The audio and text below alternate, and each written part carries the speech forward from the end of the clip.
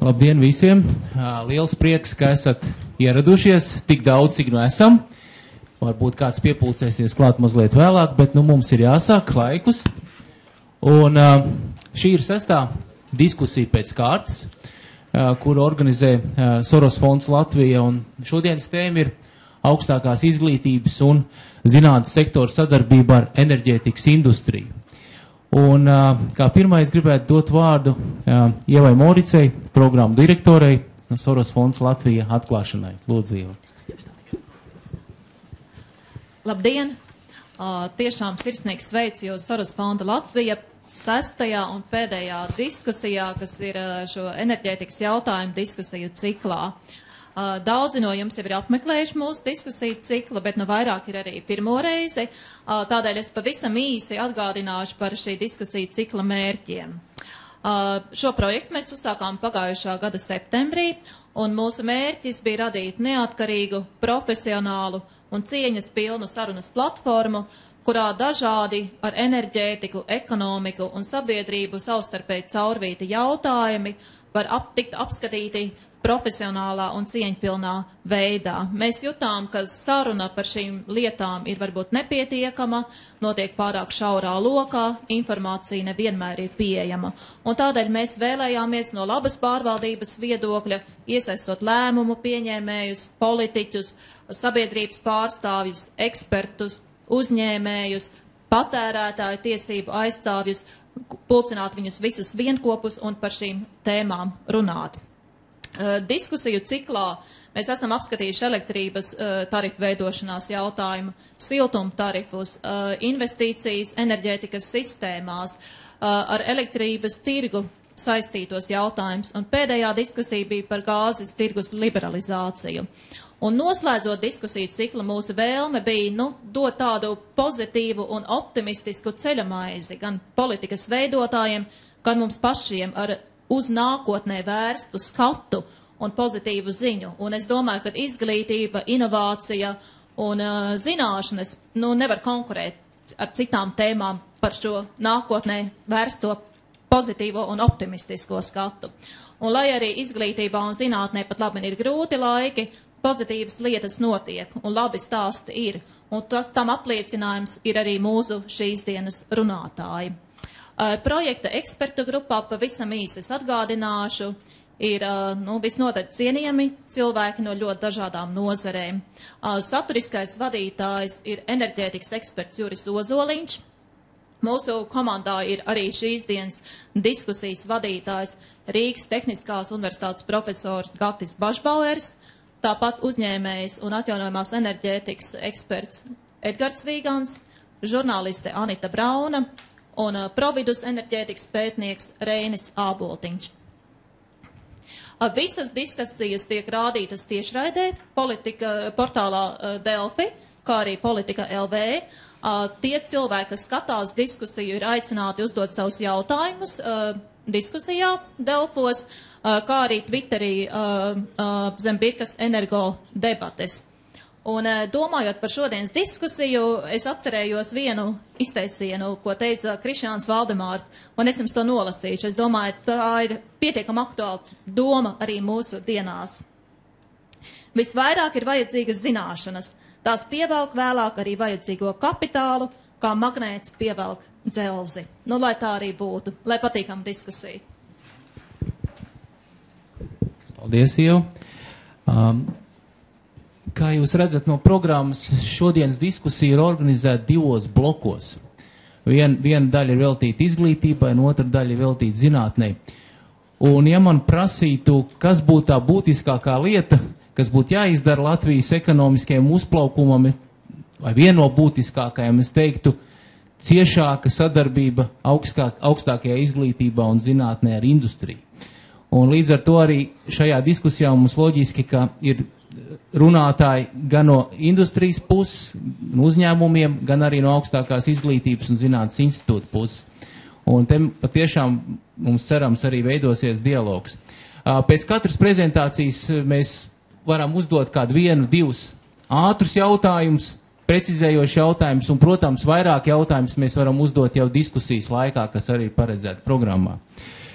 Es gribētu sākt dodot vārdu augstskolas pārstāvim, Rīgas Tehniskās universitātes, no enerģētikas elektrotehnikas fakultātes, dekānam, profesoram Oskaram Krievam, jo enerģētikas elektrotehnikas fakultāte, man liekas, ir viens no nozīmīgākajiem speciālistu gatavotājiem enerģētikas nozarei Latvijā. Lūdzu, Oskar.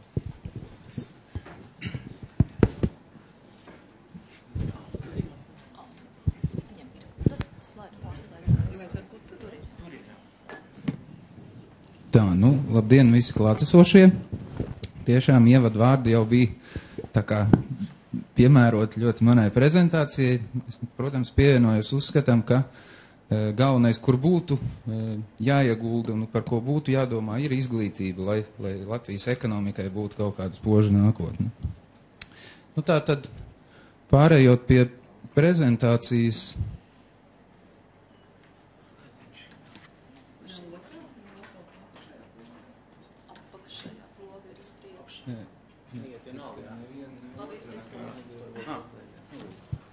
Tātad nedaudz par vēsturi, par augstākās izglītības enerģētikā attīstību RTU. Šeit jūs redzat vēsturiskas bildes, un īstenībā 19. gadsimta beigās Rīga ievērojami apsteidza visu Baltijas reģionu saistībā ar elektrotehnoloģiju attīstību. Bija elektriskā apgaisme, tas bija laiks, kad mēs varam teikt, kad Rīga bija pasaules līmeņa centrs, kur notika ļoti augsta līmeņa izstrādes tieši saistībā ar enerģētiku un elektrotehniku. 888. gadā profesors Engelberts Arnolds izveidoja pirmo elektrotehnikas laboratoriju, un to mēs fakultātē būtībā arī uzskatām par savas fakultātes tādu kā neformālu dzimšanas dienu. Formāla fakultāte ir dibināta 1958. gadā, un tolaik fakultātes sastāvā bija šeit redzamās katedras, vispārīgās elektrotehnikas katedra, kas šī tradīcija būtībā ir līdz mūsdienām nonākusi. Šobrīd saucās nedaudz savādāk elektrisko staciju tīklu un sistēmu katedra, rūpniecības transporta elektrifikācijas katedra un siltuma enerģētikas katedra. Tad redzat, ka tolaik fakultātē tiešām bija noklātas visas ar enerģētiku saistītās jomas. Kāds tad ir stāvoklis šodien? Tātad šodien mums ir 3 institūti. Enerģētikas institūts, Industriālās elektrotehnikas un elektronikas institūts un Vides aizsardzības un siltuma sistēma institūts. Nedaudz par struktūru katrā institūtā. Tātad enerģētikas institūts sastāv no 3 katedrām. Tātad energosistēma vadības automatizācijas katedra, varbūt es nelasīšu visas katedras, bet tematiski nodarbojās ar elektroenerģijas ģenerēšanu, pārvadi, sadali. Te jūs varat redzēt arī galvenos izpētes virzienus, tātad energosistēmas drošums un plānošana, relē aizsardzības funkcionālie algoritmi, dažādas distants mērīšanas iekārtas, mašīnu un aparātu diagnostika un projektēšana. Un šajā institūtā atrodošās katedras arī realizē studiju programmu enerģētiku un elektrotehniku. Industriālās elektronikas un elektrotehnikas institūts, arī šeit 2 katedras, varbūt nelasīsim visus nosaukumus, bet pēc būtības nodarbojās ar elektroenerģijas pārveidošanu un patēriņa jomā. Ja? Tātad energoelektronikas pārveidotāji, šeit pie galveniem izpētes virzieniem var redzēt energoelektronikas pārveidotāji, atjaunojumiem energoresursiem, enerģijas uzkrājējiem, reaktīvās enerģijas kompensēšanai, elektriskās piedziņas vadības sistēmas, industriālā automātika, energoefektīvas apgaismes sistēmas un arī intelektiskās dzelzceļa automātikas vadības sistēmas. Un, attiecīgi, šī institūta katedras realizē programmu elektrotehnoloģiju datoru vadība. Un kā pēdējais institūts saucās Vides aizsardzības siltuma sistēma institūts. Ir viena tāda paša nosaukuma katedra, un te jūs arī varat redzēt galvenās izpētes tēmas. Tātad tā ir ietekme uz vidi, ēku energoefektivitāte, ekodizains. Varbūt ne visas ir tieši saistīts ar enerģētiku, bet daudzas tēmas attiecās uz enerģētiku. Ja? Tā, un šeit par absolventiem. Te es esmu sadalījis, tātad, te jūs redzat dinamiku, mūsu absolventu dinamiku abās ar elektroenerģētiku saistītajās programmās. Ja? Tātad redzat, ka būtībā situācija izskatās pietiekami pozitīva. Mūsu absolventu skaits kopš 6. gada gan vienā, gan otrā programmā ir audzis. Ja? Šeit jūs redzat lielākā programma enerģētika un elektrotehnika. Tātad zilā krāsā bakalauri, ja? Pat ir tūpie 140 bijuši 11. gadā. Elektrotehnoloģija datorvadība nedaudz mazāka, ap 3,5 bakalauri 9. gadā un būtībā tagad ap 30 12. gadā.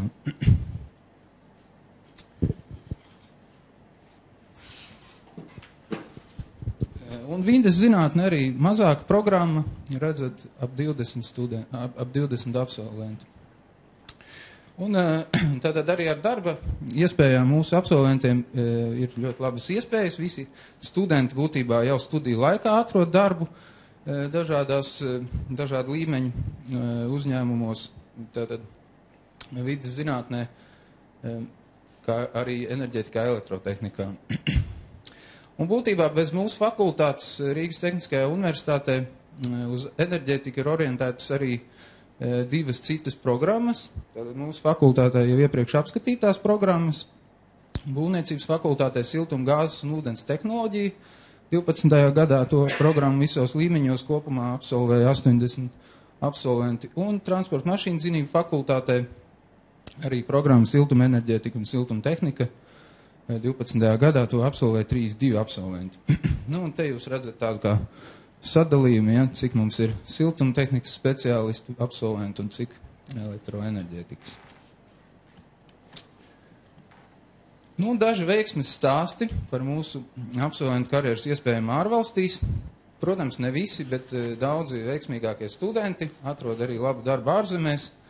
Te varat redzēt tādus uzņēmumus kā Siemens, Daimler, Latvenergo, dažādas struktūras, Parsons Birkenhof un daudz citi. Tātad ieņem dažādu līmeņu amatus arī ārvalstīs. Nu, nonākam varbūt pie fakultātes nākotnes perspektīvām. Nu, protams, ka galvenais, ko mēs visi gaidām, ir pārcelšanās uz jauno fakultātes ēku Ķīpsalā. Tātad tur mums būs modernas laboratorijas, aprīkotas ar saspiestā gaisa sistēmu. Uz jumta, kā redzams, varēs izvietot testēšanai saules fotoelektriskos pārveidotājus, vēja ģenerators. Iekšā atradīsies arī plašas auditorijas, un tas būtībā ir milzīgs solis mūsu fakultātes attīstībā, un uz to mēs liekam lielas cerības, lai nākotnē vispār izdzīvotu, teiksim tā. Nu, un tad varbūt noslēdzot prezentāciju nedaudz par statistiku. Nu, tātad, kā jau diskusijas aprakstā bija minēts, kādi tad ir galvenie izaicinājumi izglītībai nākotnē, enerģētikas nozarē. Nu, būtībā galvenais izaicinājums ir šis te pirmais, kā nodrošināt adekvātu finansējumu mācību pētniecisko procesu nodrošināšanai. Tātad tas nav, kā jau zina droši vien daudzi, tas nav pēkšņi radāsies problēma. Šī problēma mums jau, mēs ar viņu dzīvojam jau kopš neatkarības iegūšanas. Un attiecīgi no tā izrietošie arī nākamie jautājumi, kā atjaunot un internacionalizēt akadēmisko personālu. Protams, tam ir vajadzīgs arī adekvāts finansējums. Un, visbeidzot, kā veiksmīgāk sadarboties ar industriju, lai radītu inovāciju plūsmu mūsu nozarē. Ja? Nu, un kā jau es minēju, tas, manuprāt, tas pirmā problēma ir tā arī būtībā lielā mērā sakne abām pārējām problēmām. Un te varbūt ilustrācija, es esmu apkopojis nedaudz statistikas datus, šis no Eurostat. Varbūt esat redzējuši, tātad tas ir uz 9. gadu valsts finansējums uz vienu studentu, ja? Un ar sarkanu te esam mēs.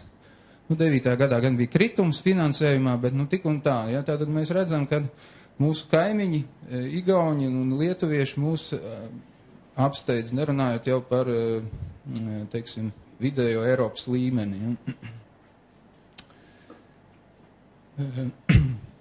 Nu, šeit ir dati par valsts izdevumiem augstākai izglītībai kā procents no iekšzemes koprodukta. Ja? Varētu jau domāt, ka iekšzemes koprodukts mazs, līdz ar to finansējums mazs. Ja? Bet arī šī skalā mēs esam, diemžēl, pašās beigās, lūk šeit, un atkal mūsu kaimiņi tuvākie, kam būtībā bija līdzīgs sākuma pozīcija, ja? Izējot no Padomju Savienības, Igaunija un kaut kur neredz Lietuvu, tātad šeit arī mūsu apsteidz.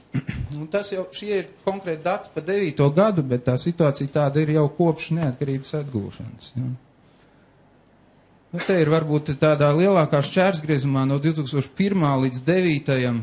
Tātad izdevuma augstākai izglītībai kā procents no iekšzemes koprodukta. Atkal, te mēs redzam, ka mēs te kaut kur pa apakšu arī visu laiku esam gājuši. Ja. Te ir Igaunija, Lietuva, un Eiropas vidējais līmenis, nu, protams, te ir flagmaņi, tur Zviedrija, Somija. Un interesanti arī ir dati par valsts izdevumiem gadā uz vienu studentu attiecībā pret vienu, tā kā, skolēnu. Ja? Arī šeit sanāk, ka mēs gatavojam savus bakalaurus un maģistrus par mazākām izmaksām nekā vidusskolas izglītība tiek nodrošināta. Ja? Nu, varbūt, jā. Nu, patiesībā runā, nu jā, varbūt es neminēju pie tiem izaicinājumiem. Tas ir būtībā vēl viens izaicinājums, ka, kā zinat, dabas zinātnes vairs nav obligāti priekšmeti vidusskolā, ja, un ļoti maz skolēni izvēlās fiziku, līdz ar to būtībā ir ļoti grūti nodrošināt to attiecīgo zināšanu līmeni, kas būtu vajadzīgs inženieru zinātnēm. Nu, no tā visa te ir varbūt tāds sadalījums par tematiku, ja? Tematiskās grupas augstskolās un koledžās Latvijā. Tas, kas mūs, protams, interesē, ir inženieru zinātnes, ja? Tātad redzat salīdzinoši maz. Un kas ir šis zaļais, tātad sociālās zinātnes, komerczinības un tiesības. Tātad tas ir tur, kur tas mazais finansējums aiziet, lielākā daļa aiziet, protams, uz sociālām zinātnēm un komerczinībām. Nu, un šis, noslēdzot, protams, līdzīga situācija ir arī finansējumam zinātnē un pētniecībā. Te var redzēt tātad izdevumu zinātnē un pētniecībai procentos no iekšzemes koprodukta. Latvija, Igaunija, Lietuva, te jūs redzat to 9. gada kritumu, nu, un ar pelēko krāsu ir Eiropas vidējais līmenis. Ja mēs to skatītu absolūtos skaitļos, te es to Eiropas līmeni nemaz neliku, jo droši vien būtu logaritmiskā skala jāpiemēro. Tātad arī šeit mēs esam, diemžēl, iepaliekam saviem kaimiņiem. Ja? Un te tātad sadalījums par izdevumiem pa sektoriem pētniecībā. Ja? Tad augstākās izglītības sektors nebūtu nav viss sektors, ir uzņēmējdarbības sektors un valsts sektors. Nu, tas varbūt būtu viss, un iespējams, ja kādam ir jautājumi, mēs varam diskutēt, teiksim, par tiem manis uzstādītiem jautājumiem, kā mēs varam nodrošināt šo adekvāto finansējumu, kā mēs varam internacionalizēt un atjaunot akadēmisko personālu, un kā mēs varam panākt ciešāku sadarbību starp industriju un augstskolām. Paldies Oskaram Krievam. Tiešām plašāk diskusiju mēs izvērtīsim vēlāk, bet varbūt ir kādi jautājumi, precizējoši jautājumi, kurus tomēr jūs gribētu uzdot. Neredz rokas, tad man ir ļoti īsts jautājums. Vai pēdējā laikā palielinās, teiksim, darba devēja interesi par mūsu absolventiem, vai sarūk, vai to, teiksim, kā mēs to izjūtam? Enerģētikas fakultātē. Nu, kā jau es tur slaidos biju rādījis, tātad mūsu absolventi parasti bez problēmām atrod darbu un bieži vien jau studiju laikā. Nu, tas droši vien skaidrojums ar to, ka industrijai ir vajadzīgs noteikts skaits speciālistu un nu, tādēļ viņi arī visi atrod to darbu, jo vienkārši mēs nespējam saražot tik daudz speciālistu, cik ir vajadzīgi industrijai. Ir jūtama arī, protams, palielināta interese un atbalsts no industrijas puses būtībā. Vismaz manas dekanēšanas laikā es esmu jūtis, ka tā interese pieaug un būtībā jūtam tādu pozitīvu attieksmi ar piedāvājumiem, ar dažādiem apbalvojumiem, konkursiem, ja, kur industrija mēģina kaut kā to zinātni atbalstīt un saskatīt iespējamos saskares punktus. Bet, lai tas tā izkustētos, es domāju, būtu nepieciešams daudz lielāks atbalsts no valsts, tīri valsts finansējumā, lai ir kaut kāds pamatkapitāls, uz kura bāzes var veidot to pievienoto vērtību un realizēt pētījumus, kas būtu vajadzīgi industrijai. Labi, paldies. Un mums kā reiz arī ir industrijas pārstāvs. Latvenergo ir lielākais darba devējs, man liekas, enerģētiķiem, un Working Day aptauja, kas notika 2012. gadā, parādīja, ka Latvenergo ir arī pievilcīgākais darba devējs. Un līdz ar to ir gluži loģiski, ka mēs dodam vārdu Latvenergo pārstāvim, Ingai Kaulai, kur ir personāla funkcijas direktore. Lūdzu, Ingai. Paldies. Skan. Jā. Jāsaka tā, ka mēs nesaskaņojām prezentācijas ar Krievu kungu, bet būs dažas lietas, kur secinājumi ir vai nu līdzīgi, vai arī daļēji mēs varbūt pat atbildēsim vai dosim kādu ierosmi idejām arī pārējiem uzņēmumiem, kas strādā enerģētikā. Un mūsu prezentāciju mēs izvēlējāmies, varbūt šoreiz nosaukt, ko saņemam un ko sagaidām no izglītības sistēmas enerģētikas sektorā, protams, ņemot vērā, ka laiks ir tik, cik ir, tā būs visnotaļ koncentrēta lieta. Tagad man atkal jāmācās. Tad tomēr nestrādā, ja? Ok. Lūk, un pirmais slaids ir tā mūsu koncernu uzņēmumu kopīgā sajūta. Te nav nekas tik ārkārtīgi precīzi, bet tā ir tā kopīgā sajūta par to, ko mēs domājam par patreizējo situāciju izglītības jomā valstī. Un gribās pieskarties un pateikt pāris vārdus ne tikai par augstāko izglītību, jo augstākā izglītība ir viens no posmiem, ir arī mums arodu izglītība un pirmā līmeņa, teiksim, inženieru sagatavošana, profesionālo inženieru sagatavošana. Un tad tas, ko mēs kā industrija, kā darba devēji tomēr jūtam, ir lietas, lai mēs iegūtu labus, sākotnēji kvalificētus strādniekus, kas visnotaļ bieži ir spējīgi izaugt pēc tam par labiem kvalificētiem speciālistiem un veidot ilgtermiņa attīstību un savu karjeru uzņēmumā.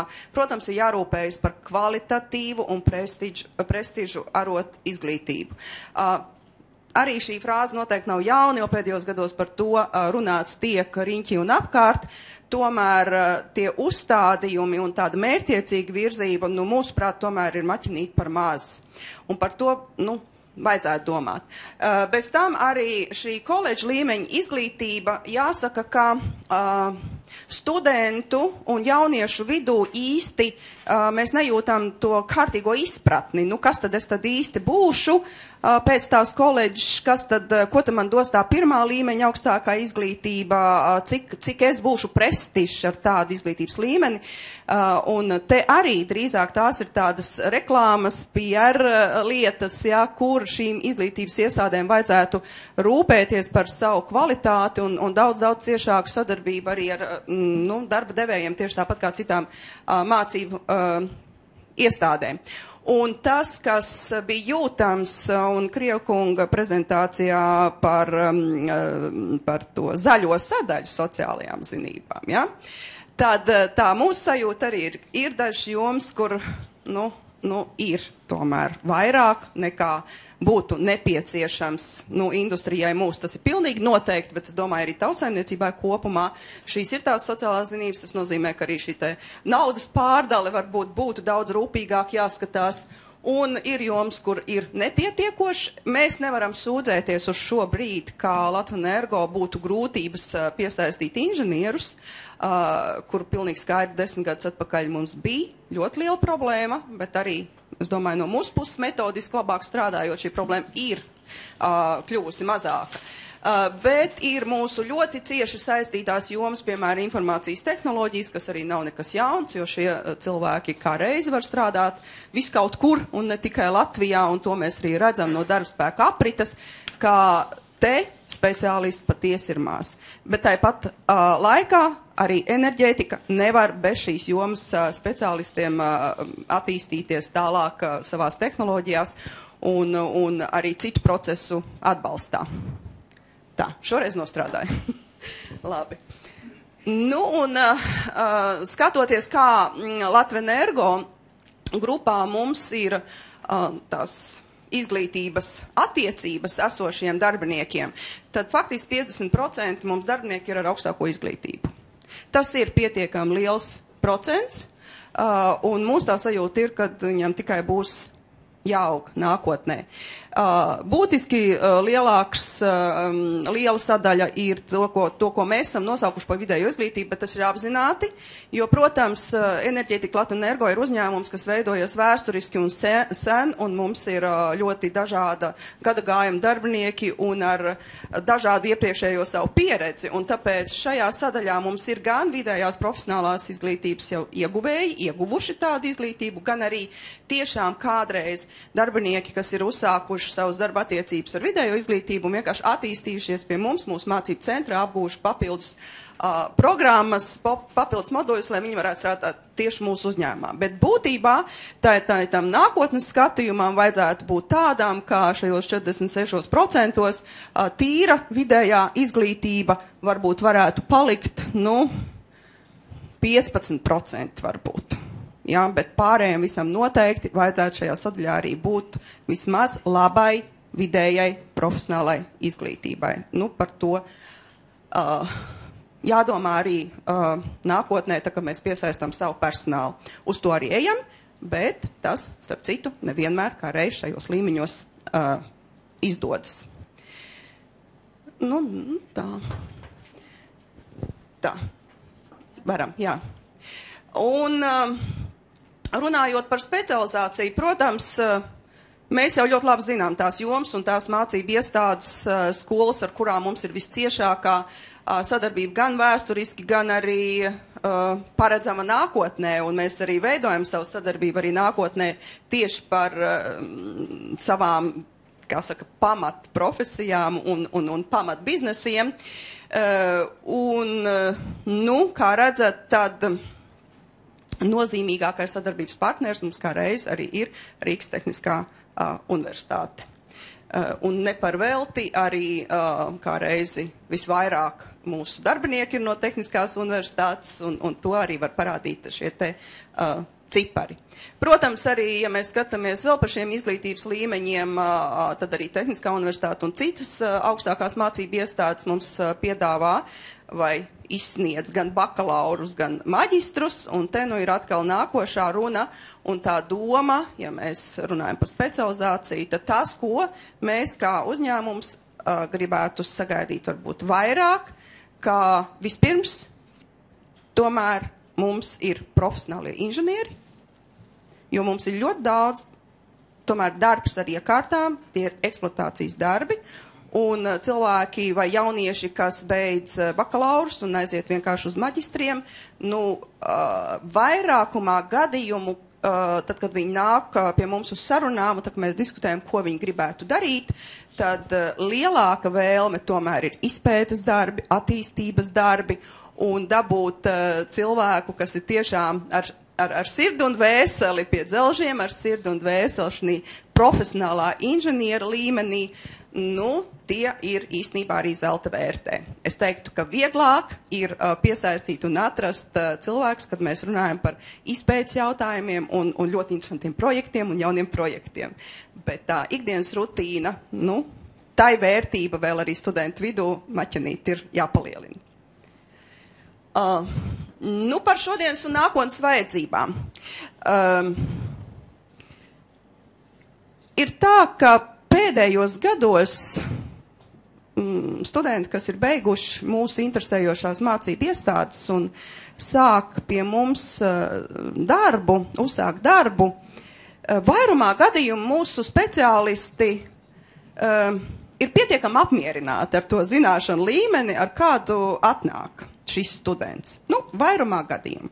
Protams, teikšu, ka arī mēs paši daudz darbojamies ar praktikantiem un daudz piedāvājam šādas sadarbības formas, un gan jau arī tas ir atstājis kādu iespaidu, jo mēs šos jauniešus vismaz daļēji zinām, ar kādu, teiksim, zināšanu apjomu viņi pie mums atnāk.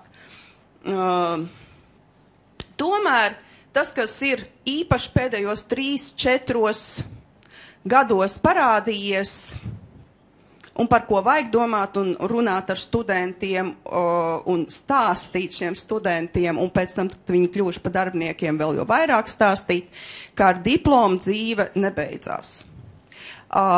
Turpināt izglītoties, saprast, ka neviens diploms neiedos 100% izpratni par to konkrēto darba vietu, par konkrēto vidi, kurā būs jāveic pienākumi, nu par to ir diezgan daudz jārunā tomēr ar šiem jauniem cilvēkiem. Un tāpēc mūsu izpratnē šīs sociālās prasmes, spēja mācīties, spēja nemitīgi pielāgoties kaut kādām jaunām lietām, nu, viņas ir būtiski svarīgas kļuvušas. Un tā kā vispār arī personāla vadībā un cilvēku attīstībā šis jautājums ne tikai Latvijā, tas arī Eiropā īstenībā visi ir atzinuši, ka tā ir ļoti liela vērtība, kā reiz šīs sociālās prasmes. Es nepavēlti pieminēju arī e-prasmes. Kas ir paradoxāli, ka skolu beidzēji ir atnāk, un tad, kad mēs runājam par lietām, nu, cik tu labi vai cik netik labi, ja strādā ar vienu otru vienkāršu programmu, nu, kaut vai ņemsim to pašu Excel, tad jā, visi zina, visi prot. Bet izrādās, ka tā prasme ir, nu, tik primitīvā līmenī, kad vairākumā gadījumu nākas īstenībā diezgan daudz investēt, lai šie cilvēki tiešām varētu strādāt ar ātri, apjomīgi un kvalitatīvi. Kāpēc man likās tas interesanti pieminēt tieši tā iemesla dēļ, kad vairums uzskata, ka tas jau tagad nāk ikvienam līdzi, pats par sevi saprotama prasme, nu, gluži varbūt tā nav, aicināt par to arī domāt. Un valodas prasmes. Ja mēs skatāmies kaut vai konkrēti uz Latvenergo, un skatāmies uz tām prasībām, kas mums ir jāizvirza darbiniekiem, ievērojot arī mūsu visus valodas prasības un valodas likumus un lietvedības kvalitātes, nu, jāsaka, ka dažādas valodas prasmes ir tās, kas bieži vien, nu, liek pārdomāt vienu vai otru kandidātu esamību mūsu darbvietās. Un latviešu valodas prasmes Latgales reģionos nav izcils, un bieži vien mums nākas ļoti balansēt uz tādas robežas vai tas līmenis, ar kur ir atnācis mūsu potenciālais darbinieks, ir atbilstošs tam, lai viņš kvalitatīvi varētu veikt savus pienākumus. Angļu valodas, krievu valodas prasmes, tieši tā. Krievu valodas prasmes, par kurām var diskutēt, vai tās ir nepieciešams vai nav, ir nepieciešams un būs nepieciešams. Tā tas ir. Ir sevišķi jomās, kur mums arī pietiekam daudz inženieri strādā, gan ar sadarbības partneriem, gan arī klientu apkalpošanas jomā, un šādiem pēc pateikt, ka es nezinu vienu vai otru valodu, droši vien labi nav. Jauniešiem par to vienkārši ir jādomā, un to mēs arī kvalitāti labāk, gribētu sagaidīt maķinīt augstāk. Nu, un jomas, kurās jādomā par kvalificētu darbspēku nodrošinājumu, nākotnē arī esam, protams, savas jomas norādījuši kā prioritārās. Un, ja jau Krievkungs arī minēja, ka ir tā, kad visi absolventi iegūst šo te darbu, skatoties, kāda ir studentu plūsma uz mācību iestādēm, cik daudz šie absolventi ir, kādas ir vecuma sadalījums enerģētikā, tad, protams, 5-10 gadu griezumā speciālisti būtu nepieciešami maķinīt vairāk, lai nosaktu arī šo te sadaļu. Un ir, protams, kaut kāds speciālists, kurus Latvijā vispār nesagatavo, bet tā nav pretenzija. Tas ir faktu konstatējums. Un tur, protams, katrs darba devējs vienmēr atrod to mācību vidi, kur viņš var sagatavot, attiecīgi šo te speciālistu daudzumu. Nu, un tas kā tad mēs sadarbojamies un kā tad mēs attīstam sadarbību ar savām mācību iestādēm. Mums ir sadarbības līgumi ar mūsu augstskolām, Tehnisko universitāti, Lauksaimniecības universitāti un Latvijas universitāti. Un papildus, protams, piedalāmies jebkādās aktivitātēs, kas ir visiem zināms, kas ir atvērtās durvis karjeras dienas un līdzīgi pasākumi, ko man gribētos uzsvērt. Mācību ekskursijas noteikti jom studentiem ir, bet mēs tiešām proponējam, ka tās var būt daudz vairāk. Lai nav tāda dīvaina gadījuma, ka mums atnāk students, kas tūlīt beigs siltuma enerģētiku un iegūs kvalifikāciju, un viņš atnāk uz TEC un beigās tomēr nobīstas no tā, ko viņš tur ierauga, ja, lai nebūtu tāda paradoxāla situācija. Mēs noteikti gribētu to vēl veicināt. Un ar ko gribam palepoties noteikti, tās ir nodarbības mācību centrā, mūsu mācību centrā, kas ir Latvijas Energo mācību centrs, kur tiešām nāk studenti un mēģina saprast vienu vai otru lietu praksē. Un es teiktu, ka tas ir viens no labākajiem un praktiskākajiem arī atbalstiem mācību iestādēm. Vēl viens no ļoti efektīviem veidiem, tās ir praktiskās apmācības un palīdzības studentiem, kas arī atkal nav nekas jauns kā metode, drīzāk iet runa par kvalitāti. Un ko mēs no savas puses varam diezgan lepnumu un gandarījumu pateikt, ka realizējot 7 gadu laikā īpašu, tādu diezgan augstām prasībām atbilstošu programmu mūsu praktikantiem un prakšu nodrošināšanu un stipendiju darbu rakstīšanu, mēs tiešām varam lepoties ar šo te darbu kvalitāti. Un studenti, kas atnāk pie mums praksē, gandrīz katrs otrais pasaka, ka viņi nebija sagaidījuši, nebija domājuši, ka būs tik daudz jādara, ka varēs tik daudz iesaistīties un ka tiešām prakse būs kvalitatīva.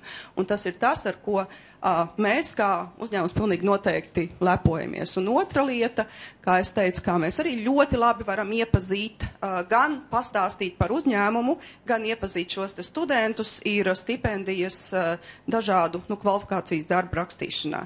Arī projekts, kas sadarbībā ar augstskolām mums ir diezgan veiksmīgi aizgājis. Un arī pirmo gadu, kad piedāvājām mācību iestādēm tēmas, nevarējām vēl vienoties, jo mācību iestādē likās, ka tās ir par sarežģītu, mums likās, ka tieši kā vajag, bet jau ir process sakārtojies un tiešām rezultāts ir labs.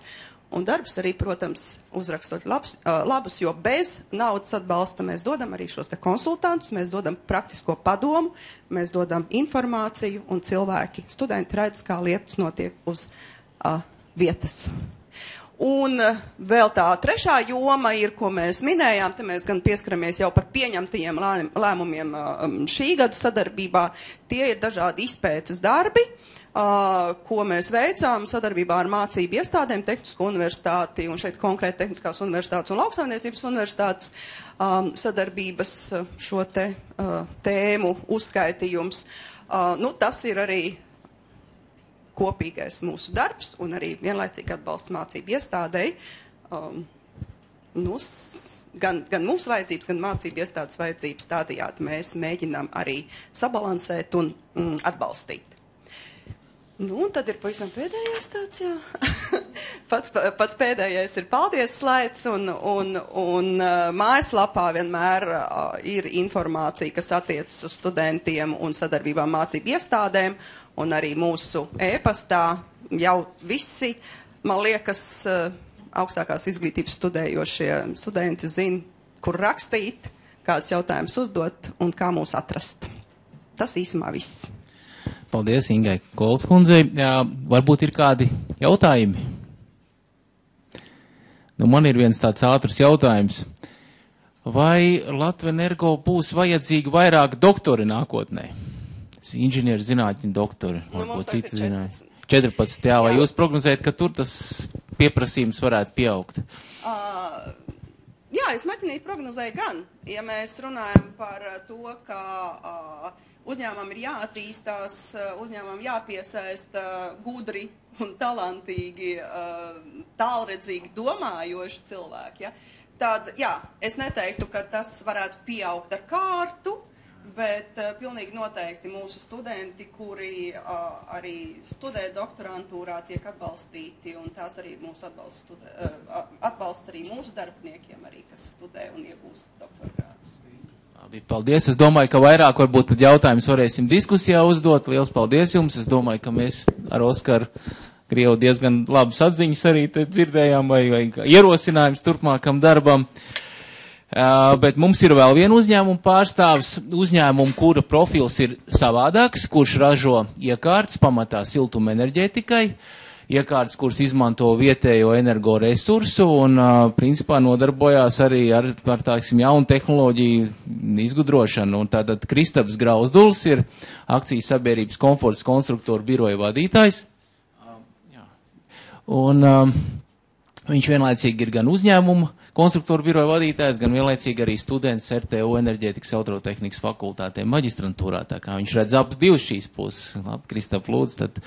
Jā, kā jau Gats teica, pārstāva abas šīs puses. Es esmu vienlaicīgi students un vienlaicīgi pie manas studenta iziet prakses un paralēli vēl sadarbojamies arī ar RTU dažādos citos projektos.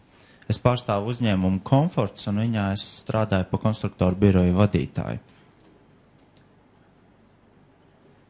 Mazliet par mums. Uzņēmums dibinās 91. gadā. Mums vidēji kaut kur ap 120 darbiniekiem un vairāk kā 20 gadu pieredze siltumenerģētisko iekārtu ražošanu. Galvenais mums ir industriālais sektors. No privāto sektoru katlu iekārtām esam atteikušies. Arī varbūt tas ir viens no iemesliem, tāpēc, ka mums trūkst vienkārši darbinieki, lai varētu visu paspēt uzražot. Tagad mūsu iekārtu ražotā jauda ir no 100 kW līdz 25 MW. Katlu mājas mēs projektējam pilnībā, sākot no pamatiem līdz nodošanai eksploatācijā, zem atslēgas. Tās vadība, izmantojot internetu vai vienkārši izziņas saņemot, un iekārtas mums atbilst spiediena direktīvai. Tas ir, mēs principā esam vienīgie Latvijā, kas ražo iekārtas zem spiediena direktīvas, un Baltijas valstīs mēs konkurējam arī kā viena no līderiem, un Eiropas Savienībā arī sastādām liels galvas sāpes mūsu lielākajiem konkurentiem. Un kopējā saražoto iekārtu jauda aptuveni 1900 MW, ko mēs esam līdz šim uzstādījuši. Mūsu galvenie tirgi ir, protams, Latvija un Baltijas valsts, bet vairāk fokusējamies uz Skandināvijas valstīm, un kā arī Krievi ir ļoti liels un plašs tirgus. Ir eksperimenti un tādi pilotprojekti, kas mums ir uzlikti Lielbritānijā un Spānijā, bet pārsvarā tomēr ir tāds NVS valsts un Skandināvijas valsts, kur tie laika apstākļi ir daudz augstāki. Jā. Un mazliet par produkciju, kas ir tas, ko mēs ražojam. Jā, varētu uzreiz salikt. Kā jau es minēju, mēs ražojam katlumājas. Tas ir tā, kad klients atnāk pie mums, iedot kaut vai tukšu pļavu, un mēs viņu pilnībā tās pļavas vietā uzbūvējam visu katlumāju ar iekārtām, kas sastāv no kurtuvēm, kurās tiek dedzināta biomasa, dūmcauruļu katli, transporta sistēmas, lai padotu kurināmā kustīgās grīdas, pelnu izvadīšanas sistēmas, pelnu attīrīšanas sistēmas, hidroapsaitē, automātikas sistēmas, dūmeņi. Principā visu katlumājas to, ko mēs arī fokusējamies. Tas, kas mums ir vajadzīgi cilvēki, kas var uzprojektēt un darbināt šīs iekārtas. Līdzšinējā sadarbība ar augstākās izglītības iestādēm. Vislielākā sadarbība līdz šim mums ir izveidojusies ar Rīgas Tehnisko universitāti, bet paralēli mums arī ir Latvijas lauksaimniecības universitāte un šogad arī ar Rīgas Tehnisko koledžu. Un tas, pie kā mēs strādājam, ir jau tēmas redzamas. Es mazliet varbūt pastāstīšu vairāk tīri no savas pieredzes, un tas tāds kā arī ieteikums pārējiem uzņēmumiem, kad problēma nav tikai naudā. Ja ir tāda kā pašiniciatīva, tad var ļoti labi attīstīt šo virzienu. Un, piemēram, kaut vai dodot iespējas studentiem praksē, mēs esam pirmie, kas mēs uzreiz varam pataustīt jaunos darbiniekus. Tas ir tā, kad jau vēl students mācoties, mēs jau atlasam labākos kadrus, un pēc prakses beigšanas mēs jau ar viņiem noslēdzam darba līgumus. Mana vidējā pieredze, ko es līdz šim gūs, ir no 5 darbiniekiem viens ir ļoti labs, kur mēs pa katru cenu cenšamies noturēt. Un pārējie darbinieki, mēs viņiem dodam tādu kā virzienu, vīziju par nākotni, uz kurien viņam vairāk būtu jāmācās, sevi jāpilnveido, un viņš nākotnē arī varētu būt daudz labāks darbinieks. Pārējiem uzņēmumiem, cik es skatos, vairāk studenti sagādā tā kā galvas sāpes, jo ar viņiem ir tomēr jāņemās. Viņi atnāk, viņiem ir jāsagatavo darba vieta, kur varēs strādāt, tas sākumā jāievada visos procesos, jāparāda to, ko viņš var zīmēt, ko viņš pašam jāsaprot, ko māk darīt, ko nemāk darīt, un tāpēc daudz uzņēmumu varbūt no tā izvairās, bet tas tomēr būtu ieteikums vairāk mēģināt to darīt. Otrs ir studentu diplomu darbu tēmas. Mēs saistībā ar augstākās izglītības iestādēm varam vienoties par tēmām, kas interesē gan universitātes, gan tīri mūs kā uzņēmējs. Un mēs jau varam attīstīt produktus, kas būs nākotnē interesanti un vai arī pilnveidot esošos produktus, jo viņi tiek padziļināti izpētīti. Jaunu produktu attīstību, tas būs varbūt redzams arī nākamajos slaidos, daļa no šiem produktiem tīri uz tādiem inovatīviem produktiem. Mēs varam sadarboties kopā ar universitātēm, jo universitātēm ir tā teorētiskā bāze, mums ir praktiskā bāze, un saliekot kopā veidojās ļoti labi perspektīvi nākotnes produkti, kurus var bez problēmām pārdot. Un vēl viens punkts ir laboratorijas. Laboratorijas iekārts ir ļoti dārgs, un privāts uzņēmējs nevar visu atļauties uzlikt. Un taisni arī sadarbojoties kopā ar izglītības iestādēm, mēs varam it kā apvienot šo posmu, kad skolas uzliek apakšā pagrabos vai speciālās ierīkotās telpās laboratorijas, kur mēs dodam paraugs, kas būtu taisni jātestē, kas mums interesē. Piemēram, jebkuru jaunu katlu māju būvējot, mēs gribam noskaidrot, kas tas ir pa kurināmo, ko mēs dedzināsim. Un sākot ar šķeldu, kūdru, mīzu, visāds specifisks kurināmo kā lignīns, mēs pārbaudām viņa degšanas spējas, zemāko, augstāko sadegšanas siltumu, mitrumu, bet mums pašiem šādas iekārtas nav, lai mēs to varētu pārbaudīt. Bet sadarbojoties kopā ar universitāti, konkrēti ar RTU, mēs it kā veicam vienlaicīgi divus darbus, dodam gan studentiem iespēju testēt paraugus, ar ko mēs regulāri apgādājam, un otrs mēs saņemam jau gatavu informāciju, lai varētu tālāk strādāt. Tas ir par to. Un šeit ir viena no, varbūt tādiem mūsu veiksmes stāstiem. Ja tā godīgi sakot, es šaubos, vai bez RTU klātbūtnes būtu radījuši šādu produktu kā dūmgāzes mitruma kondensācijas iekārta. Jo iniciatīva taisni nāca no RTU puses, kura mums deva iespēju iegūt visus aprēķinus uz šo iekārtu, bet mēs mācējām tīri tehniski viņu uzražot. Un uzbūvējot iekārtu, pirmais pilotu projekts ir uzstādīts Ludzas bioenerģijā, un nākamie 2 ir uzstādīti Tukums siltumā. Mēs joprojām varam pie viņiem darboties, testēt, attīstīt, un tā ir tā vieta, lieta, kur arī var piesaistīt nākamos studentus, pa ko viņi var rakstīt savus darbus un dot mums tādu kā atpakaļsaiti pa jaunajām iekārtām. Arī ir šāds produkts uzstādīts Rīgas Tehniskajai universitātei, kas saucās dūmgāzes katalītiskā attīrīšanas iekārta. Varbūt viņš šodien vēl nav interesants, bet, ja skatās nākotnē uz perspektīvu, tad tā ir iekārta, kas cīnās taisnē ar kaitīgajām emisijām, NOx, CO2 izmešiem. Mūsdienās tās prasības pagaidām ir gan augstas, un varbūt viņas nav interesants. Ar mūsu tehnoloģijām mēs vēl varam izpildīt izvirzītās normas, bet es pieņemu pēc 5-10 gadiem jau tās prasības būs daudz ciešākas, un mēs jau būsim laicīgi sagatavojušies, lai varētu veiksmīgi konkurēt tirgu. Un arī ir tīri tādi vienkārši produkti, kas visiem pilnīgi saprotam, tas tāds kā tvaika katls, bet, kad skatās apkārt, tādu iekārtu ražotāji ļoti maz, viņas ir dārgas un tirgu pieprasījums ir ļoti liels, un tas pats arī sadarbībā ar RTU. Mums ir students izgājis praksi, pabeidzis savu gala darbu, uzprojektējuši esam šīs iekārtas, un tagad plānojam pirmās iekārtas ar reāli uzstādīt dzīvē. Tāpēc, ja tā skatāmies uz nākotnes produktiem, uzņēmēja darbības mērķis, kas ir mērķis, galvenais jau ir nopelnīt naudu. Un tie produkti, ko pārdot, ir ļoti daudz un dažādi.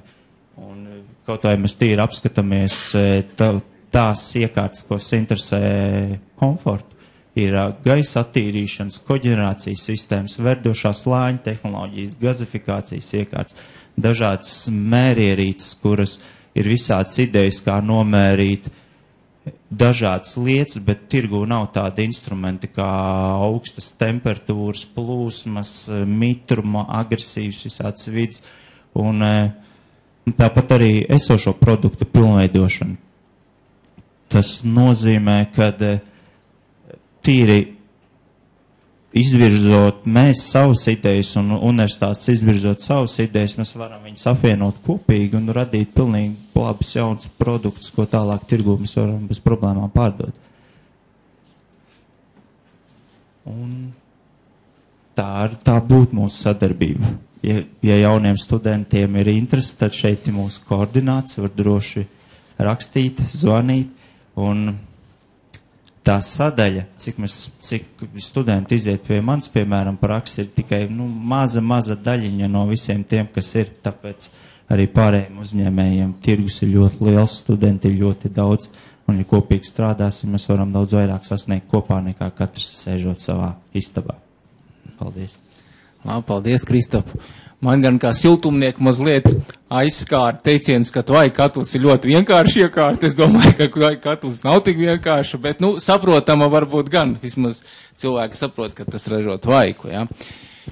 Bet, varbūt ir kādi ātri jautājumi. Jā, lūdzu. Jūs tikai nosaucat vārdu, uzvārdu arī no kurienes varbūt. Vārds Josifs Jāzeps un uzvārds Urvilo, strādāju Enerģētikas institūtā RTU. Un jautājums man tāds. Jūs teicat, ka jūs sagaidat galvas sāpes saviem konkurentiem. Kāda veida tas notiek? Vai jūs liedzat viņam bīdīt savu produkciju mūsu teritorijā, vai otrādi, ka jūs bīdat savu produkciju viņu teritorijā? Tas ir viens jautājums, un otrs jautājums, kāda veida jūs cīnāties ar CO2 izmešiem? Jūs to teicat. Jā. Uz pirmo jautājumu ir tā, ka Eiropas Savienības tirgu ir pāris dominējošie uzņēmēji, kas ir uz varbūt viens rokas pirkstiem saskaitām, un viņi ir aizņēmuši tirgu ar unikālām iekārtām, kuriem liek ļoti lielu pievienoto vērtību. Tanī brīdī, kad mēs ejam ar tādu pašu produktu tirgu, mēs radām jau konkurenci ar ļoti jau labu un zemu cenu, par ko tie minētie konkurenti vairs nav apmierināti. Tāpēc viņi vairs nevar tik brīvi konkurēt mūsu tirgu, savukārt mēs varam daudz vienkāršāk iet viņu tirgos iekšā. Kas saistīts ar CO2 izmešiem, mūsu filozofija ir tāda, ka mēs vispār strādājam uz atjaunojumiem energoresursiem. Tas ir viens. Un otrs ir pamatīdēja, tas ir arī tīri ekonomiski saistīts. Jebkurš klients paliek aizvien gudrāks, un viņš grib savu katlamāju ar lielāku energoefektivitāti, ar lielākiem liederības koeficientiem, un tas ir tas, uz ko visi tiecās, un arī mēs projektējam iekārtas ar augstākiem liederības koeficientiem, līdz ar to mazāk kurināmā patēriņa un mazāk emisijas. Labi, paldies. Es domāju, ka vairāk jautājums, bet mēs jau varētu pāriet tagad uz diskusiju daļu, es saprotu, ja? Un droši auditorija var uzdot jautājumus, izteikt arī komentārus, ja tādi ir, un piezīmes.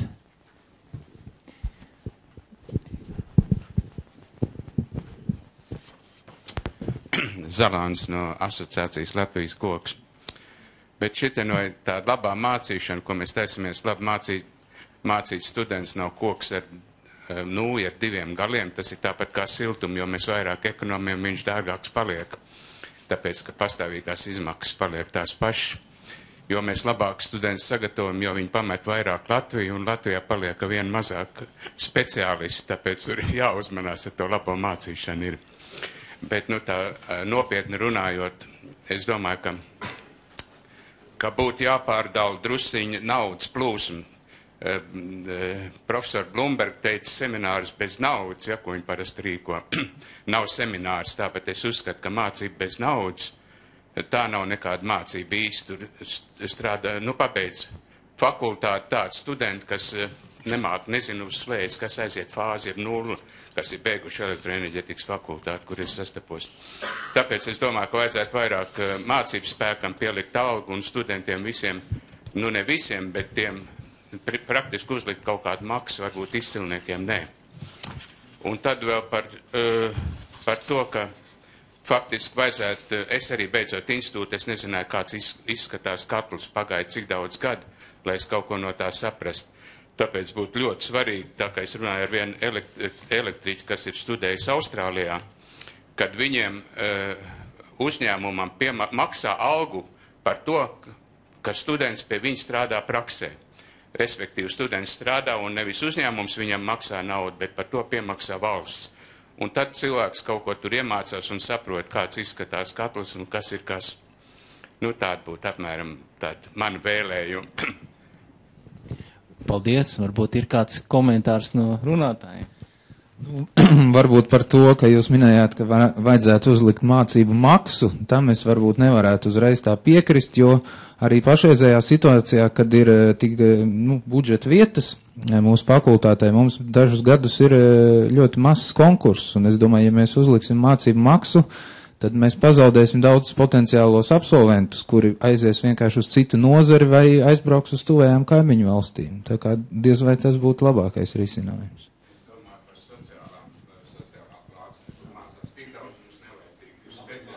Jā, bet jā, te man īsts komentārs. Patiesībā Latvijā es paskatījos statistiku 2011. gadā mums 37% no visiem studentiem studēja par valsts līdzekļiem un 63% par personīgiem. Nu, protams, klaus tiesa no tiem, kas studē par personīgiem līdzekļiem ir sociālās zinātnēs, es pieņemu ekonomisti, ja, tad inženieru zinātnēs tiešām ir budžeta vietas, kā dekāns jau minēja, ja, un konkurss tur nav tik liels, tā kā mēs vienkārši baidītos pazaudēt arī to konkursu, kas mums ir, ja pat ievies šo maksu. Jā, man viens maziņš komentārs, es atļaušos jums piekrist, jo tā pati problēma, kas ir Latvijā, ir arī Eiropā. Mums jau ir bijuši precedenti, kad arī no Vācijas firmas enerģētisko iekārtu ražotājiem mēģina no mums jau pārpirkt darbinieks. Tāpēc viss cīnās pa viņiem. Jā, starp citu jautājums tāds, vai uz ārzemēm aizbraukušo absolventu skaits tā kā palielinās, ja tāda statistika mums īsti nav, mēs nezinām, varbūt, ka ir. Nu, tāda precīza statistika man nav. Tie piemēri, kurus es minēju, tos man vienkārši programma direktori nosauc kā, kas spilgtāk palikuši atmiņā, bet noteikti, ka tas ir pieaug šis process, zinām jau arī, kad aizbrauc vienkārši saucamajā ekonomiskajā emigrācijā, ja, un tāpat droši vien arī tie mūsu absolventi aizbrauc vairāk uz Eiropu, kur tagad darba tirgus ir atvērts, kur viņš var cerēt saņemt daudzkārt lielāku atalgojumu. Es varu nedaudz komentēt no mūsu pieredzes, kā mums ir nācies saskarties jauniem darbiniekiem, ir vai nav aizbraukuši.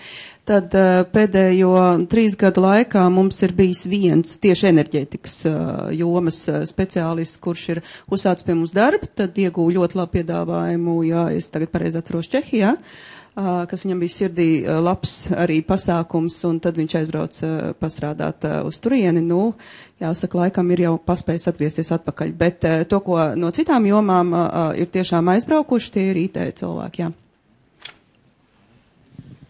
Jā, vēl kādi jautājumi, Vaikum? Jā, lūdzu, Ruvīns kundze. Mani nedaudz izbrīna tas, ka mēs ļoti ilgstoši jau kamēr valsts ir neatkarīga, runājam par to, ka diezgan neveiksmīga situācija ir tas, ka fizika netiek mācīta absolūti visiem, un tas ir izvēles priekšmets. Mūsu dzīve, diemžēl, ir tāda, kad arī humanitārā jomā cilvēks bez tās fizikas nekādu nevar. Sadzīves priekšmet mums nāk tādi, kuri cilvēkiem jāsaprot fizika. Vai nav pienācis laiks mainīt šo situāciju un tomēr neuzturēt tālāk fiziku kā izvēles priekšmetu? Tam noteikti ir jābūt obligātam priekšmetam skolās. Es tikai īsi varu komentēt, ka jūsu viedoklis sakrīt ar augstskolu viedokli, noteikti vismaz tehnoloģisko augstskolu viedokli, un kur vien mums ir iespēja runāt arī izglītības zinātnes ministrijā, protams, mēs šo te jautājumu norādam, jā, un tieši tādu arī ierosinājumu vai viedokli paužam. Jā, lūdzu. Labdien, Edgars Vīgants, Lūdzu Bienerģija. Man jautājums Kristapam, tev kā labajam piemēram. Es zinu, ka tu strādāji konstruktoru birojā arī pirms vēl uzsāka mācības Rīgas Tehniskajā universitātē. Kā tu tagad saskati, ko tu esi iegūs un kas ir tas būtiskākais, un vai vispār bija vērts mācīties Tehniskā universitātē? Tu vēl turpini laikam tagad, bet es tu beigām. Kāds ir tavs personīgais iespējas par to? Jā, es ceru tuvākā mēneša laikā beigšu šo procesu. Tīri tāds maz atkāpīti, kā viss tas sākās. Es arī, kad mācījos vēl inženierzinātnes, kā jebkuram studentam trūka naudas, un arī jau iepriekšējā darba vietā man deva iespēju paralēli mācībām strādāt. Man liekas, tas ir ļoti labs apvienojums, jo es ar daudz lielāku interesi gāju uz mācībām, jo es uzreiz tās mācības varēju dzīvē pielietot, un arī otrādāk. Tagad, atnākot studēt uz RTU, es sapratu, ka tāds mācību process, ka pabeidz skolu, tas nenozīmē, ka tu esi beidzis mācīties. Viņš ir gandrīz tā ik pa 5 vai 10 gadi ir vēlreiz jāatkārto, jo strādājot arī vienā vietā, tā attīstība notiek ļoti lēni, skolas tomēr skrien daudz straujāk uz priekšu. Un man konkrēti palīdzēja tīri sakārtot to bardaku, kas man bija veidojies galvā. Tāpēc paldies. Paldies, Kristap. Jā, lūdzu. Dienrēns Vilbotiņš Providus. Droši vien, ka šeit enerģētika neizkrīt no kopējās problēmas augstākā izglītībā un iespējams arī profesionālā izglītībā, kad tai praksē jābūt jēgpilnai, mācību iestādēm principā būtu jāspēj nodrošināt vai, teiksim, jāveido savas attiecības ar potenciālajām prakses vietām tā, lai tā piedalīšanās vai studentu nosūtīšana uz tām prakses vietām nebūtu vienkārši ķeksīšu pēc, lai varētu pabeigt mācību programmu formāli. Man jautājums ir, vai, teiksim, no RTU pieredzes tā situācija ir tāda, ka jūs varat nodrošināt visus studentus ar prakses vietām, ja tāda ir, piemēram, prasība studiju programmas, piedodiet nezināšanu, jo, teiksim, tajās pašās ekonomikā, sociālajā zinātnēs, humanitārajās, tā ir ļoti nopietna problēma. Tad mēs sastopamies ar dažādiem produktiem rezultātā, kur tas augstākā izglītība ir, bet arī līdzīgi kā inženierzinātnēs nezinu praktiskas lietas, tāpat arī ekonomikā un citās tiesībās arī daudz ko nezinu, lai gan diploms ir. Un otra lieta ir, teiksim tā, vai tālāk izglītību arī var nodrošināt RTU pietiekamā apjomā, lai, attīstoties tehnoloģijām tādām lietām,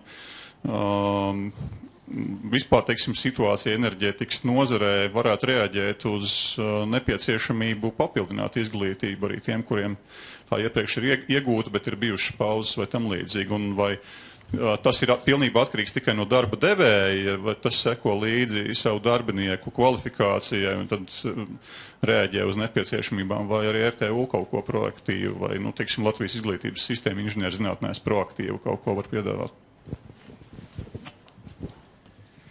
Noteikti, ka tas ir aktuāli, šī saucamā mūža izglītība, un tas arī universitātes skatījumā ir viens no veidiem, kā mēs varam cerēt noturēt studējošo skaitu, jo, kā zināms, demografiskā situācija valstī nav spīdoša, un jau tagad mums ir grūti nokomplektēt un apmierināt, teiksim, tā industrijas vajadzības pēc speciālistu tīri skaitliskā ziņā.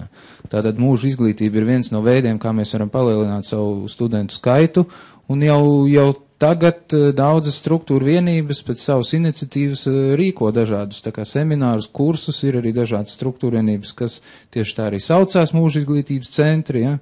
Un noteikti universitāte šajā virzienā es domāju, spers soļus, ja. Es varētu varbūt nedaudz vēl papildināt. Protams, tehniskajā universitātē vismaz dažās specialitātēs ir diezgan ekskluzīvas iespējas un tiesības kaut ko palīdzēt. Un, ja mēs skatāmies no Latnergo, teiksim, pozīcijām, mums bija, es pareizi atceros, 3 gadus atpakaļ izstrādājām un realizējām arī tiešām tālāk izglītības tādu programmu mūsu siltumniekiem, jo kā reizi, teiksim, tādiem inženieriem kaut kādas attīstības un tālāk izglītības iespējas, nu tā, brīvajā tirgū nemaz netiek piedāvāts pa lielam, nu izņemot dažas konferences, ja. Bet varbūt pievienojot vēl informāciju par praksēm un, nu, vai visi nokļūst līdz prakses vietām vai kā citādāk, tad, nu, mūsu koncernā ir tā, ka Tehniskās universitātes, Lauksaimniecības universitātes studenti, visi, kas vērš pie mums ar vēlmi iziet praksi, mēs to arī nodrošinām. Mums ir citreiz ir pārpalikums un mēs atsakām citu mācību iestāžu studentiem, jo vienkārši ir arī kaut kāda kapacitāte, lai mēs kvalitāti varētu noturēt, bet, nu, šiem studentiem mēs nekad, nu, neatsakām. Ir bijuši gadījumi, ka viņi tikai neiziet kaut kādiem aspekts, bet, nu, tie ļoti, ļoti reti. Jā, un es domāju, ka man īsts komentārs par tām praksēm ir, kad ja uzņēmums raugās uz šo te praktikantu kā uz potenciālo darba ņēmēju, jā, kā Kristaps Graudzuls teica, kad atlasot jau šos darbiniekus, tad, protams, diez vai tas būs tikai ķeksīšu dēļ, bet var gadīties arī, ka tas ķeksīšu dēļ ir kādreiz, jo uzņēmumam vienkārši varbūt nav šī interese un laika resursi, protams, ir ierobežots un dārgs. Jā, bet bija... Jā, Maurits Sorasponds. Man arī ir jautājums no malas, un man bija interesanti dzirdēt Kristapa viedokli par to, ka izglītība iet vienu soli pa priekšu industrijai. Es pieļauju, ka citās industrijās teiktu, mēs ejam pa priekšu izglītības sistēmai. Un tad mans jautājums būtu, vai jums ir kādi formāli vai neformāli mehānismi, kādā veidā tad praksē izglītības sistēmas runājās ar industriju? Nu, es domāju, tie mehānismi vairāk ir neformāli un tie personīgi kontakti. Tātad mūsu bijušie vai absolventi, kas strādā uzņēmumos vai esošie studenti, kā šī gadījumā, Latvija jau, kā zināms, ir maza, un tie ir pa lielākā daļā personiski kontakti, kuri arī attiecīgi, nu, virza šo procesu, jā. Tehniskā universitāte katru gadu oktobrī organizē zinātnisko konferenci, un pagājušā gadā bija pirmais gads, kad mēs iekļāvām arī sekciju, kurā bija aicināti piedalīties inženieri no uzņēmumiem, lai stāstītu tieši par savu praktisko pieredzi, ja, par praktiskiem, teiksim, atklājumiem vai jaunievedumiem. Ja. Tad arī šī ir viena no formām, tad konferences seminārs, kurā šo dialogu var veiksmīgi organizēt. Tā, lūdzu, vēl kādi jautājumi? Jā. Ja jūs man atļausiet, es vēl drusku pakavēšos tā pašā stepe, kurā runāja godējumā kundze ar balto galvu. Māja Rubīnas kundze. Māja Ruditas kundze, jā. Rīgas enerģētikas aģentūras. Lieta ir tāda, nu, es pakavēšos retro stila un divas tēmas ļoti schematiski.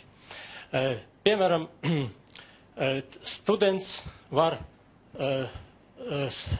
ļoti labi rīkoties programmā PCCAD pēdējā versijā vai pat PSSI pēdējā versijā, bet kad viņam jābūvē vektoru diagramma, tad viņam ir atklājums, ka, lai vektoru pagrieztu uz 90 grādiem, tas jāreizina ar burtu J. Ko es gribu ar to pateikt? Programmas, datorprogrammas, es nerunāju par pamatprogrammām, Excel, Words un tā tālāk, bet pārējās programmas, nu, katru gadu vairākas rodas, bet dabas enerģētikas likumi te vairs nerodas. Tie, kas ir atklāti, tie arī ir. Un pirmatnējais, tas ir mācīties šos enerģētikas dabas likumus, lai mēs varam labi novērtēt ar tiem instrumentiem, ko mums piedāvā datori. Es tādu nelielu salīdzinājumu. Piemēram, ķirurgs. Viņam, es domāju, ka visi saprot, ka viņam anatomija, cilvēka anatomija, jāzina uz 10 kvadrāta. Bet varbūt arī otrādi. Viņš saņem pēdējo brīnumu no rietumiem, un viņš uzšķirš cilvēka ķermeni, un viņš tad brīnas, kas tur, viņš neizprot, kā tas ir, kā tas var būt, kas ir pareizi, kas nepareizi. Tas pats arī enerģētika.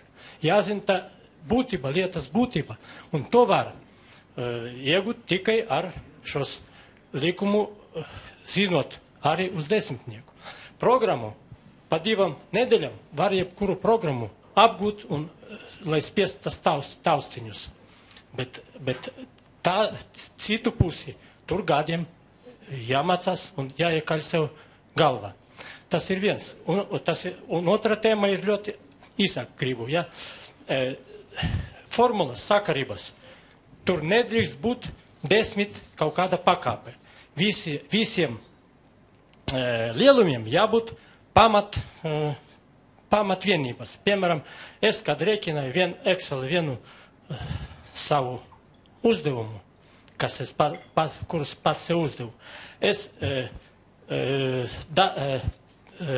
tas strāvas blīvumu uzdevu amperos uz kvadrātmetru.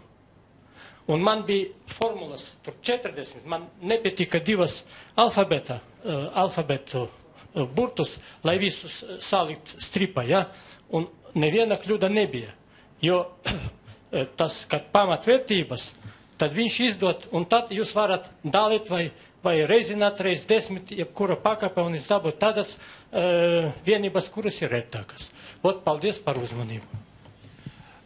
Patiesībā paldies par jautājumu. Jūs ja es varētu mazliet paplašināt to jautājumu, jūs pacēlāt vienu ļoti labu problēmu, proti, kas īsti būtu jāiemāc augstskolām, vai tā ir laba teorētiskā sagatavotība, jā, lai inženieris varētu saprast galvenos principus un pēc tam attīstīt dažādas tehnoloģijas, vai jebšu viņam tomēr jābūt prasmēm, kas ir daudz tuvāks pie praktiskā lietojuma, jā, jo laika jau visam nepietiek, un 3, 4 un pat 5 gadi nav pietiekami, lai iemācītu visu, jā.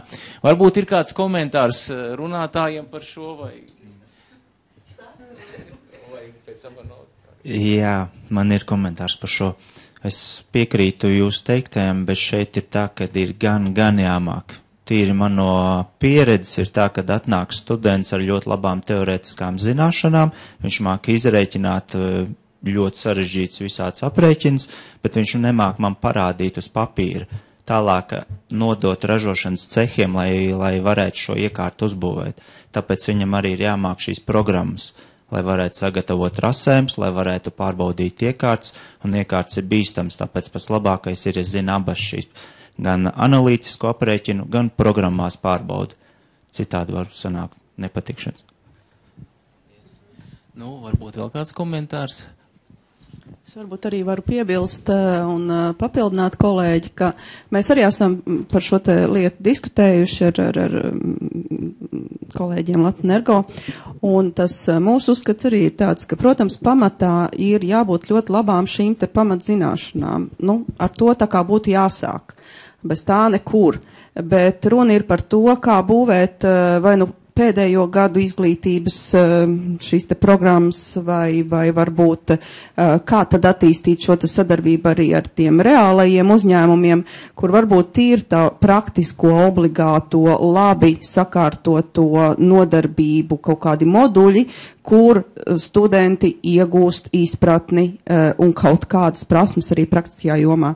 Jo tad mēs atkal atgriezīsimies pie tās lietas, ko es arī nedaudz pieskāros un arī Kristaps te minēja, ka, jā, ir laba teorija, bet, tas tā kā bišķi mākonis, jā, un tā turēšanās pie zemes un izpratne, kā tā ir īstenībā, ja, dzīvē, nu tas tad pietrūks. Tāpēc es teiktu, ka tās ir abas puses.